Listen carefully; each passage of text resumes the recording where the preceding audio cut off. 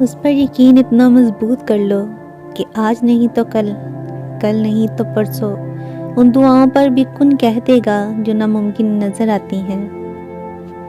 جب تم آزمائش سے گزر کر اللہ کی رضا میں راضی ہونا سیکھ لیتے ہو، تب اللہ تمہاری ہی چاہت مکمل کرنے کے لیے راضی ہو جاتا ہے۔ پریشان کیوں ہو؟ تمہارا اللہ بہترین عطا کرنے والا ہے۔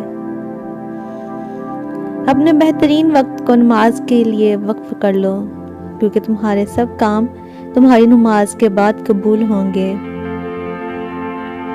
سورہ نوح ہمیں یہ بتاتی ہے کہ اللہ کی محبت کے بغیر تم زندہ نہیں رہ سکتے۔ اللہ کا حکم سنو، اللہ سے ہدایت مانگو۔ اگر تم اللہ کی نافرمانی کرو گے تو اس کا عذاب سخت ہوگا۔ اللہ سے مانگو، پھر مانگو، مانگتے رہو، وہ دے گا، وہ ہی دے گا، کیونکہ وہی دے سکتا ہے۔ جب تمہارا دل کسی کے گلے لگ کر رونے کو چاہے تو قرآن کو گلے لگا لینا۔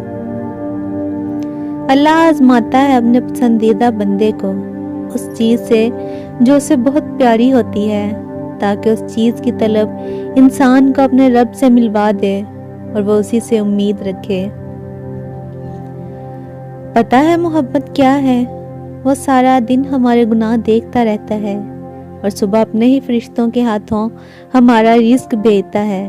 بے شک وہی اللہ ہے۔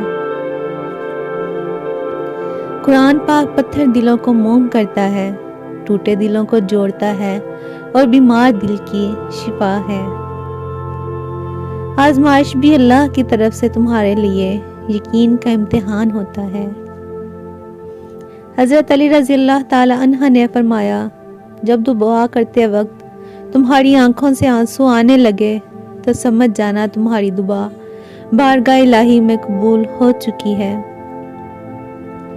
گناہ کے دوران موت نہ آنا اور گناہ کے بعد توبہ کی مہلت ملنا اللہ پاک کا بڑا احسان ہے۔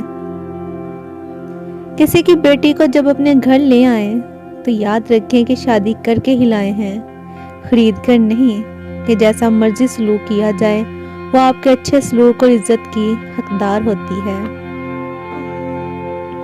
دعائیں نصیب سے نہیں بلکہ نصیب دعاؤں سے بدلتا ہے۔